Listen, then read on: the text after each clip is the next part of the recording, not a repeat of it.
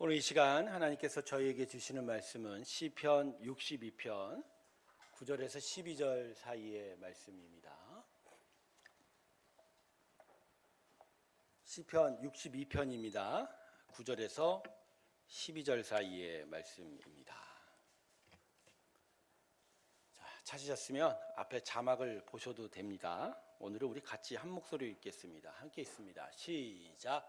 아, 슬프도다. 사람은 입김이며 인생도 속임수니 저울에 달면 그들은 입김보다 가벼우리로다. 포악을 의지하지 말며 탈취한 것으로 허망하여지지 말며 재물이 늘어도 거기에 마음을 두지 말지어다. 하나님이 한두 번 하신 말씀을 내가 들었나니 권능은 하나님께 속하였다 하셨도다. 주여, 인자함은 주께 속하오니 주께서 각 사람이 행한 대로 갚으심이니이다. 아멘. 우리 하나님께 영광의 박수 올려드리겠습니다. 할렐루야. 성경이 우리에게 주는 안목이 두 가지가 있습니다. 그것은 첫 번째는 영적 거울입니다. 말씀에 자기 자신의 모습을 제대로 살펴볼 수 있는 거죠. 여러분, 성경은 남을 보는 현미경이 아닙니다. 타인을 먼저 보는 현미경이 아니라 나 자신을 비추어 보는 영적 거울이다. 또 하나의 영적 안목은 영적 세상을 보는 창입니다. 성경을 통해서 영적 세상을 봐야 됩니다. 성경을 통해서 세상을 보면 힘듭니다. 영적 세상을 볼 수 있는 지혜가 바로 성경이다. 성경을 통해서, 오늘 하나님의 말씀을 통해서 이 귀한 안목들이 우리 가운데 있길 주님의 이름으로 축원합니다. 하나님의 크신 은혜가 함께하기를 소망합니다. 기도하겠습니다. 아버지 하나님, 오늘 우리에게 함께 하실 때 참된 영적 안목과 시선으로 인도하여 주시고, 무엇보다 남이 아닌 내 자신을 보게 하여 주시고, 나의 영혼의 실상들을 바라보며 하나님 앞으로 더 은혜의 길로 나아가는 귀한 은혜의 일들을 허락하여 주시옵소서.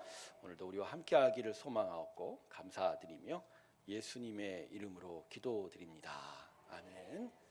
오늘이 6월 30일이죠. 12달을 보내야 하는 한 해의 정확한 중간 지점이 됩니다. 그래서 오늘이 지나면 이제 후반기로 들어서는데, 후반기를 앞두고 현재 우리 영적 상태를 점검하는 일이 필요치 않나. 그래서 오늘 선교는 우리의 현재 상태를 점검하는 일종의 체크 포인트가 될 것입니다. 자, 그러면 이 시간 우리가 점검하고 체크해야 될 부분이 무엇인가요? 자, 오늘 설교 제목이 뭐라고 합니까? 영혼의 무게. 자, 우리의 영혼의 무게가 오늘 우리가 점검해야 하고 체크해야 할 부분입니다. 여러분, 육체의 건강을 체크할 때 가장 먼저 뭐 하죠? 키 재고 몸무게 재는 거 가장 먼저 합니다. 특별히 키보다도 뭘 더 중요하게 합니까? 몸무게. 우리의 현재 영적 상태를 체크할 때도 우리는 먼저 우리의 영혼의 무게를 기본적으로 달아야 하는 겁니다. 성도 여러분, 지금 우리의 영혼의 무게는 얼마인가요? 얼마인가요?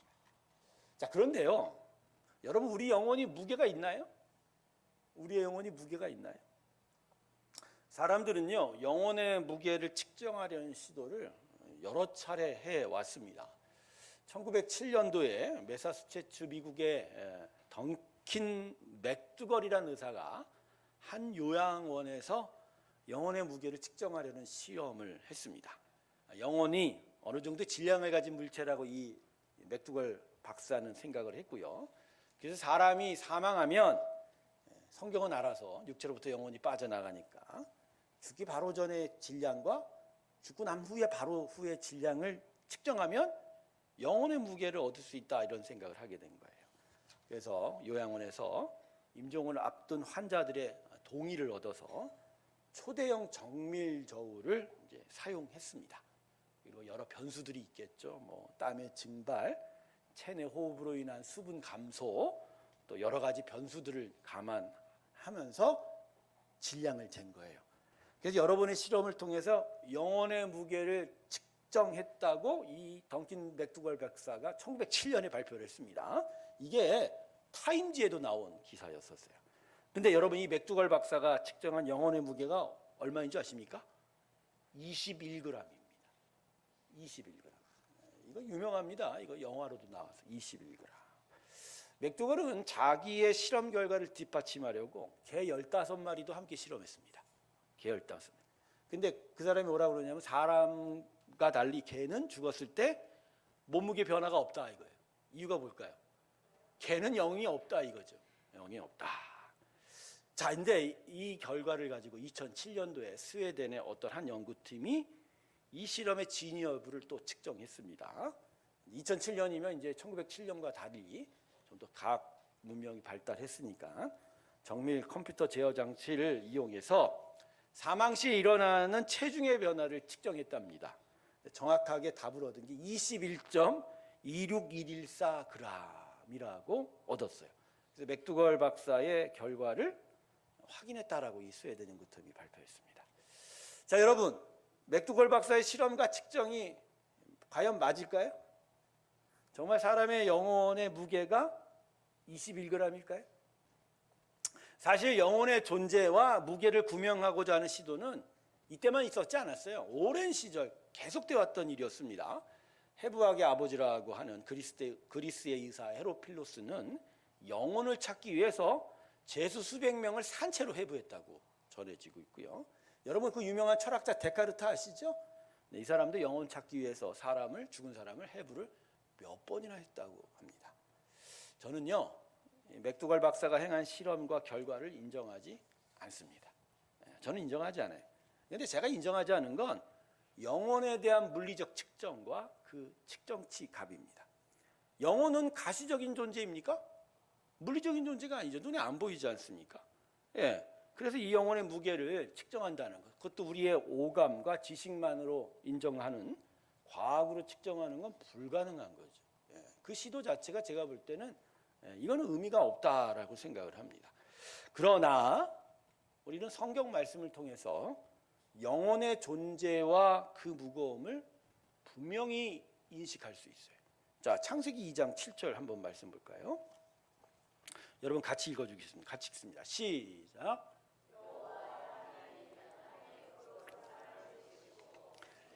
그 코에 불어 넣으시니 사람이 생명이 나. 자, 이 창세기 2장을 보면 사람의 창조는 두 가지 단계를 거친 거예요. 자, 첫 번째는 육체를 만드셨죠. 뭐로 만들었습니까? 흙으로 부으셨어요. 다른 동물과 같이 육체를 만든 거예요. 근데 두 번째 단계는 그 흙으로 만든 육체의 코에 뭘 집어넣으셨다? 생기가. 그래서 육체만으로 사는 존재가 아니라 살아있는 생명이 되게 하셨다. 이렇게 성사기는 말씀하지 않습니까? 그러니까 사람은 다른 동물과 달리 뭐가 더 하나 있는 거예요? 영이 있는 거예요. 영. 다른 동물들은 뭐죠? 육체와 혼이 있지만 사람은 거기에 대해서 생기, 즉 살아있는 영을 집어넣었잖아요. 그러니까 영이 더 있는 거죠. 그러니까 영이 존재합니까? 안 존재합니까? 성경 말씀 존재합니다. 그리고 그 영은 누구 거예요? 하나님 거죠. 그러니까 하나님의 생명만큼의 무게가 더해진 거죠. 여러분, 우리의 영은 분명히 존재합니다. 할렐루야. 예, 그리고 우리의 영은 물리적으로나 가시적으로 측정될 수 있는 건 아니지만 하나님의 생기가 함께하는 것이기에 그 영적 무게는 심상치 않은 거죠. 21g이요? 전 더 된다고 생각을 합니다. 자, 오늘 본문 9절도 이걸 다시 한번 확인해 주고 있죠. 본문 9절 한번 다시 보세요. 자, 슬프도다 사람은 입김이며 인생도 속임수니 저울에 달면 그들은 입김보다 가벼리도다. 자, 근데 이 구절을 보면 저울이라는 단어, 가볍다라는 단어가 사람의 인생과 연관지어져서 말씀하고 있잖아요. 그러니까 육체로 살아가는 게 인생이 아니라 영혼으로 살아가는 게 인생인데 분명히 영적 무게가 있다. 그걸 전제로 하여 저울에 달았더니 가볍다 이렇게 얘기하는 겁니다. 자, 그러면 영혼의 무게를 측정하는 것이 구체적으로 무슨 의미인가요? 오늘 제가 영혼의 무게가 얼마냐 물어보지 않았습니까? 오늘 이 말씀을 통해서 내 영혼의 무게는 얼마일까 한번 생각해 보는데, 자, 그럼 영혼의 무게를 측정하는 게 구체적으로 어떤 의미일까요? 자, 우리 다니엘서로 한번 가보도록 하겠습니다. 오늘 말씀 많이 봅니다. 다니엘서 5장 25절부터 28절까지의 말씀 여러분 같이 읽어주시겠습니다. 같이 읽습니다. 시작.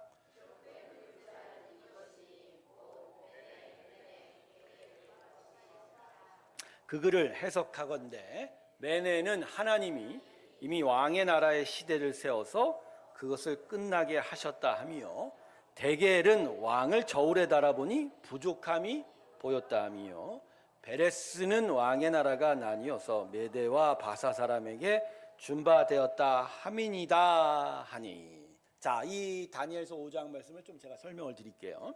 자, 남유다 왕국을 멸망시킨 나라가 신바빌로니아 제국입니다.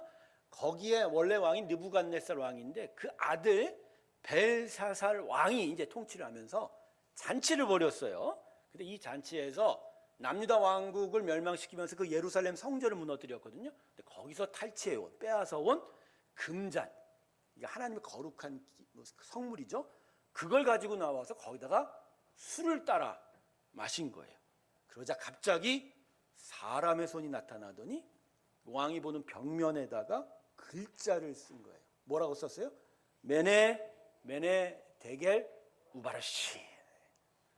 그걸 보니까 왕이 궁금한 거죠. 그래서 많은 사람을 불러서 이게 무슨 뜻이냐? 이거 도대체 해석해봐라. 근데 결국 다 해석합니까? 아무도 해석하지를 못했어요. 결국 베살사 왕이 다니엘을 불러서 이 글의 의미를 풀게 하였죠. 그래서 다니엘이 나와서 이제 지금 읽었던 이 말씀을 이제 하는데, 이 글의 의미를 해석해 줍니다. 뭐라고 해석해 주죠? 결국 이거예요. 벨사살 왕이 저울에 달렸는데 그 무게가 부족하다. 영혼의 무게가 부족하다. 그래서 하나님께서 이 벨사살 왕의 나라인 이 신바빌로니아 제국을 나누어 버리겠다. 그래서 메대와 바사, 페르시아 제국으로 이 나라가 넘어갈 것이다. 이렇게 예언을. 여러분, 결국 이 예언이 어떻게 되죠? 그날로 실현됐습니다. 그날 밤에 벨사살 왕이 살해를 당하고 대신 메대 사람 다리우스가 새로운 통치자가 돼서 나라 이름을 페르시아 제국으로 바꾸어버리게 됩니다. 자, 그런데 이 지금 우리가 읽었던 이 다니엘서 5장 말씀이 중요한 건 하나님께서 벨사살 왕의 영혼에 무게를 다신다. 그리고 거기에 대해서 심판을 행하셨다라는 그 부분입니다. 자, 영혼의 무게를 측량하고 거기에 대해서 어떻게 하셨다고요? 심판하셨다. 자, 근데 이게요, 잠언에도 똑같이 말씀합니다. 잠언 24장 12절 말씀 볼까요? 다 같이 읽어볼까요? 같이 읽습니다. 시작.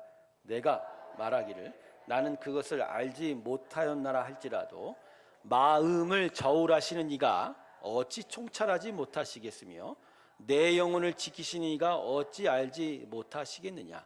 그가 각 사람의 행위대로 보응. 자, 마음을 저울질하시는 이. 하나님은 우리의 영혼에 무게를 재시는 거예요. 그리고 거기에 따라 어떻게 하신다? 보응하신다. 심판하시겠다. 그러니까 영혼의 무게를 단다는 건 하나님의 일이에요. 하나님께서 이 결과를 따라서 뭐 하신다? 심판하신다. 그래서 여러분, 이 중세 시대에 하나님께서 사람의 영혼의 무게를 재는 것을 매우 강조해서 로만 카톨릭이 가르치게 됩니다. 네. 자, 그 사진 한 장 볼까요? 사진 잘 보이십니까? 예, 이게 어디 있는 사진이냐면 파리의 노틀담 성당 아세요? 요 몇 년 전에 화재가 크게 나서 많은 사람들이 안타까움을 자아냈는데, 이 노틀담 성당의 서쪽에 문이 3개가 있습니다. 그 중에 가운데 문에 조각화예요. 조각화인데 그 상단 부분인데, 이 조각화의 제목이 이름하여 최후의 심판입니다. 근데 최후의 심판다운 그림이 있어요. 자, 보시면 왼쪽에 날개 달린 천사가 있죠. 이 미가엘 천사고, 오른쪽에는요, 바로 오른쪽에 흉악하게 생긴 뭐가 있을까요? 저게 누구죠?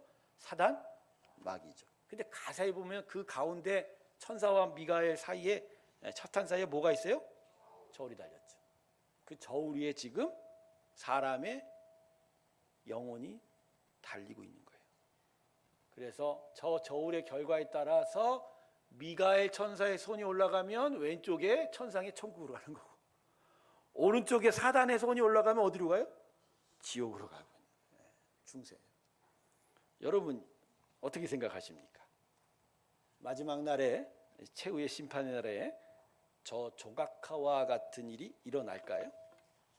우리의 영혼의 무게를 저울에 달아서 한편으로는 천상의 지극한 나라로 가게 되고 한편으로는 지옥의 불못으로 가는 것인가요? 자, 요한계시록을 봐야 되겠죠. 요한계시록 20장 11절에서 11절에 12절 두 절의 말씀입니다. 요번 또 같이 읽습니다. 시작.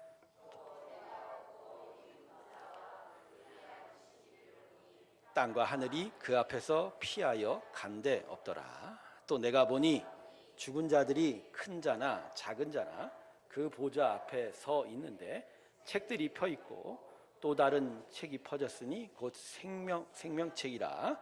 죽은 자들이 자기 행위를 따라 책들에 기록된 대로 심판을 받으니. 자, 이게 이제 요한계시록 20장에 나오는 마지막 최후 심판, 일명 백보자의 심판이라고 하죠.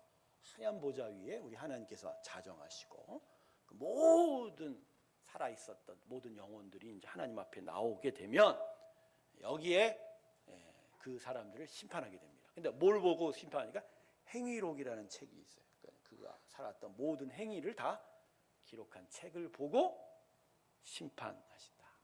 자, 좀 제가 이런저런 말씀을 같이 여러분과 함께 나누어 봤는데 결국 영혼의 무게를 진다는 건 우리 행위에 대한 판단입니다. 뭐라고요? 우리 행위에 대한 판단.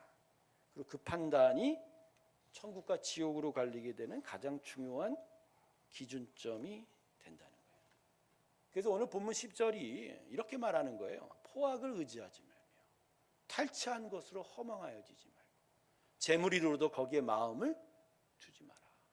즉 자기가 살아간 삶 속에서의 그 죄악 행위들, 악으로 인해서 나타나는 그 죄들을 열거하고 있으면서 이러한 죄들로 인하여 영혼의 무게는 가벼워질 것이고 입 한숨의 입김보다도 가벼워져서 그때는 하나님의 저울대 위에 올려지면 심판받을 수밖에 없는 것이다. 이렇게 말씀하고 있습니다. 그래서 저는요, 저와 여러분에게 또다시 한번 이렇게 묻겠습니다. 지금 우리의 영혼의 무게는 어떻습니까? 하나님의 말씀대로 살아서 거룩한 행실을 행함으로 무거운 편이십니까? 아니면 이 행한 죄악들로 인하여 심히 가벼워져 있습니까? 시편 1편 4절 말씀 보세요. 뭐라 합니까? 악인들은 그렇지, 그 다음이 중요하죠. 오직 바람에 나는 겨와 악인은 그 행실로 인하여 영혼의 무게가 형편없이 가볍다는. 심지어 그 무게가 너무 가벼워서 뭐 같다고요? 먼지와 같다. 그냥 작은 바람에도 후후 달려버립니다. 여러분, 이렇게 먼지와 같이 가벼우면 어떻게 됩니까? 마태복음 3장 말씀 보세요. 마태복음 3장 12절. 손에 키를 두고 자기의 타작마장을 정하게 하사 알곡은 모아 곳간에 들이시오. 죽정이는 꺼지지 않는 불에 태우시리라. 가벼운 것들, 그 먼지와 겨들은 어떻게 된다고요? 창고, 천상의 창고, 하나님의 천상의 천국이 아니라 어디에 지금 어떻게 한다고요? 불에 태우래. 다시 저와 여러분에게 묻겠습니다. 우리의 영혼의 무게는 지금 어떻습니까? 바람에 날리는 겨와 같습니까? 아니면 무게가 있어서 쉽사리 날아가지 않는 알곡과도 같습니까? 성도 여러분, 우리의 영혼이 무게가 있어서 쉽사리 바람에 날리지 않으려면 어떻게 해야 하죠? 사실 우리 가운데 이 죄의 문제에 있어서 완전한 사람은 없지요. 자유한 사람도 단 한 사람도 없을 겁니다. 그만큼 죄의 유혹, 사단마귀의 공격 앞에서 우리는 너무나 약하고 부족한 존재입니다. 그래서 스스로 영혼의 무게를 높이려 해도 불가능해요. 할 수가 없는 게 우리의 무능력함이죠. 자, 그래서 로마서 7장 21절과 24절 말씀 보세요. 사도 바울의 탄식이 기록이 되어 있는데요. 그러므로 내가 한 법을 깨달았노니 곧 선을 행하기 원하는 나에게 악이 함께하는 것이라. 내 속사람으로는 하나님의 법을 즐거워하되 내 지체 속에서 또 다른 한 법이 내 마음에 법과 싸워 내 지체 속에 있는 죄의 법으로 나를 사로잡는 것을 보는도다. 오호라 나는 곤고한 사람이라. 이 사망의 몸에서 누가 나를 건져내라. 바울이 지금 어떻게 탄식하죠? 나는 곤고하다, 괴롭다 말이에요. 왜 괴로웠죠? 내 안에 성령이 계시고 하나님의 은혜가 나를 선하게 계속 끌어오고 가지만 또 다른 내 마음 구석에는 뭐가 있다? 여전히 죄악의 행실에 묶여 그 죄악을 이기지 못하는 자신의 연약함, 이것이 자기 안에서 싸우고 있는 것을 보면서 자기는 괴롭다. 여러분, 우리는 이래요. 우리의 연약함이 이런 거예요. 우리는 죄의 유혹과 공격 앞에서 굴복당할 수밖에 없는 무능력한 존재라는 거지. 그러면 여러분, 우리는 이와 같은 연약함과 부족함을 어떻게 극복해야 하지요? 어떻게 해야 우리의 영혼의 무게를 무겁게 지켜서 하나님의 거룩함을 이루어갈 수 있을까요? 근데 감사하게도 하나님께서 우리에게 우리의 영혼의 연약함을 이길 길을 한 가지 주셨습니다. 자, 로마서 8장 3절과 6절의 말씀 읽어볼까요? 야, 이건 여러분 우리 같이 한번 읽습니다. 시작. 율법이 육신으로 말미암아 연약하여 할 수 없는 그것을 하나님은 하시나니 곧 죄로 말미암아 자기 아들을 죄 있는 육신의 모양으로 보내어 육신의 죄를 정하사 육신을 따르지 않고 그 영을 따라 행하는 우리에게 율법의 요구가 이루어지게 하려 하심이니라. 육신을 따르는 자는 육신의 일을, 영을 따르는 자는 영의 일을 생각하느니 육신의 생각은 사망이요 영의 생각은 생명과 평안이라. 아멘. 자, 이 말씀의 의미는 이런 거예요. 자, 예수님을 십자가에 주셔서 하나님께서는 대속을 이루셨죠. 대신 속하게 하시고 우리를 향한 용서를 이루셨습니다. 근데 용서만 이룬 건 아닙니다. 예수님의 십자가 용서로 인해서 예수의 영이 우리 안에 들어오세요. 예수의 영. 그리고 그 영을 따라 우리가 살아가도록 도와주고 계세요. 그래서 이전에 죄악에 묶였던 우리가 우리 안에 들어온 예수의 영, 성령을 통해서 이제는 생명과 평안을 생각하게 되는 거예요. 그래서 이 성령을 통해서 죄가 아니라 생명과 의와 선을 행할 수 있기 시작을 하는 거예요. 그래서 이것 때문에 내 영혼의 무게가 무거워지기 시작합니다. 여러분, 그렇습니다. 우리가 우리의 영혼을 무겁게 하나님 앞에 거룩하게 살기 위해서 하나님 우리에게 주신 건 예수님과의 동행입니다. 그분을 붙잡고 그분께서 행하시고 인도하시는 대로 따라가면 되는. 그럼 그분은 우리 안에서 선을 행하고 의로움을 이루어가게 돼요. 그래서 요한 사도가 요한일서 2장 28절에서 이렇게 말씀합니다. 한번 읽을까요? 같이 읽습니다. 시작. 자녀들아, 이제 그의 안에 거하라. 이는 주께서 나타나신 바 되며 그가 강림하실 때 우리로 담대함을 얻어 그 앞에서 부끄럽지 않게 하려. 주 안에 거하라. 예수님과 함께하라. 예수님을 따르라. 예수의 영에 매여 그 영에 따라 살면 마지막 날에 부끄럽지 않은 거예요.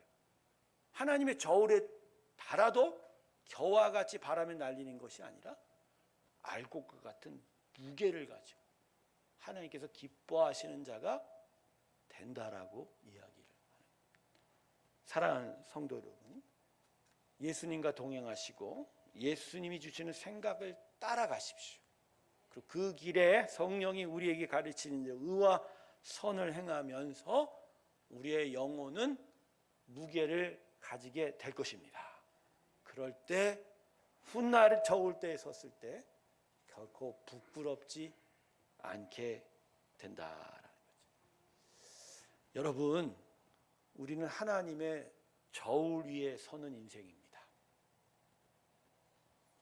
건강을 위해서든 외모를 위해서든 우리는 육체의 무게에 참 많은 신경을 쓰게 되는. 어제 권사님들 모시고 기도원을 갔다 왔는데 화두 하나가 몸무게예요. 누구는 몸무게가 빠졌다는, 저보고도 몸무게 빠졌다. 몸무게 갖고서 많은 이야기를 합니다. 몸무게가 빠지면 건강이 안 좋아지는 것 같은 의견이 많고, 몸무게가 그래도 좀 있으면 그래도 좀 건강해지는 것 같고. 근데 여러분, 그러한 게 중요한 관심을 두고 있는데 정작 우리가 관심과 수고가 있어야 될 영혼의 무게에 대해서는 전혀 얘기하고 있지 않은 것 같아요. 여러분 모이셔서 권사님 오늘 영혼의 무게는 많이 나가시나요? 물어보신 적 있어요? 그 권사님의 모습을 보면서 권사님 오늘 멋있어 보이는데 오늘 참 무게가 나가십니다. 그러고 계세요? 기껏 우리는 무슨 얘기만 해요? 살 좀 빠진 것 같아? 턱선이 날렵한데? 보기 좋아? 여러분, 우리가 끝내 어디에 서야 돼요? 하나님의 저울대에 서야 돼요. 거기서 우리의 영혼의 무게가 측량이 될 수밖에 없어요. 우리가 결국은 가야 할 그곳, 그 목적지, 최종의 관문이 우리의 영혼의 무게에 있는데 우리는 과연 지금 무엇에 신경을 쓰고 있느냐? 우리 하나님은 우리의 영혼의 무게를 지금도 재고 계십니다. 오늘도 하나님은 우리의 말과 행동과 마음의 모든 생각들을 빠짐없이 측량하고 계세요. 다 행위록에 기록하고 계세요. 그래서 여러분, 우리는 지금 다른 걸 두려워할 때가 아니에요. 우리의 영혼의 무게를 계속 체크하시는 하나님을 두려워해야 합니다. 비록 지금은 하나님은 우리를 사랑하시는 은혜의 때라 지금도 우리는 계속 하나님의 은혜와 긍휼 가운데 있게 되겠지만 마지막 천상의 천국 앞에 섰을 때 하나님은 우리의 행위록을 보실 수밖에 없다라는 거. 결국 그 마지막 때에 우리의 영혼의 무게는 정확하게 측정이 될 것이다. 물론 우리는 어린 양 예수의 생명록에도 이름이 올라가 있습니다. 아까 읽었던 백보자 심판의 말씀에도 있지만 한편에는 행위록이 펼쳐져 있지만 또 한편에는 생명록이 펼쳐져 있지요. 그래서 우리의 영혼의 무게에 불안정함에도 불구하고 우리는 생명록을 통해서 천상의 천국으로 가게 될 겁니다. 할렐루야. 하지만 이 한 가지를 꼭 기억하세요. 정말 생명록에 이름이 기록된 자는요, 자신의 이름이 생명록에 기록되어 있다는 것으로 자기의 행위를 마음대로 하지 않는다는 거예요. 바람에 날리는 겨와 같이 결코 살지 않습니다. 외려 생명록에 기록된 자는 자신의 영혼의 무게를 무겁게 가져가려고 합니다. 무겁게. 예수가 나를 구원해 주신 것이 귀하기에 그 예수의 영이 우리 안에 주는 생명과 평안을 따라 계속 그 생각대로 나아가고 생명을 구하고 평안을 찾고 하늘의 기쁨을 쫓아가게 되는 거예요. 그래서 여러분, 생명록에 기록된 자는 결코 영혼의 무게가 가볍지 않을 거예요. 절대 가볍지 않을 거예요. 오히려 그 무게를 점점 더하여서 나의 어린 양의 구원이 결코 헛되지 않았다라는 걸 하나님이 확인하게 될 거라는 것이죠. 여러분, 지금 우리의 영혼의 무게는 충분합니까? 매일 자신의 영혼의 무게에 관심을 가지시고 신경과 수고를 쓰시기를 주님의 이름으로 축원합니다. 그래서 우리는 매일 하나님의 영혼의 저울 위에 올라가서 나의 모습을 살펴보아야 합니다. 그리고 저울에 올라갈 때마다 내가 얼마나 가벼운지나 아니면 얼마나 무게가 나가는지를 자각하면서 내 영혼이 오늘도 하나님 앞에 무게가 나가기를, 무겁게 되기를 애를 써야 할 것이다. 이것이 바로 오늘 올해의 상반기를 마무리하는 체크포인트입니다. 오늘 하루 자신의 영혼의 무게를 한번 생각해 보시고 하반기에는 좀 더 거룩한 자로 하나님의 은혜의 생명록에 이름이 올라간 자로서의 합당한 귀한 믿음의 삶들이 우리 가운데 채워지길 주님의 이름으로 축원합니다. 기도하겠습니다. 하나님, 우리의 영혼의 무게는 얼마일까요? 바람에 날리는 겨와 같습니까? 아니면 영그러가는 알곡과 같이 그 무게가 하나님의 손에 잡히고 있습니까? 한 해의 절반을 지나가는 오늘 이 순간 나의 영혼의 무게를 생각해 보며 하나님께 간구하며 나아갑니다. 주님의 은혜 따라 살게 하여 주시고 우리 안에 우리를 생명과 평안으로 인도하시는 하나님의 영의 그 성령의 인도함에 순종하여 가게 하여 주시옵소서. 하반기에는 좀 더 무겁게 하나님의 나라를 이루어가게 하여 주시고 하나님의 그 기뻐하심이 우리 가운데 있게 하여 주시옵소서. 감사드리며 예수님의 이름으로 기도드립니다. 아멘. 우리 다 같이 368장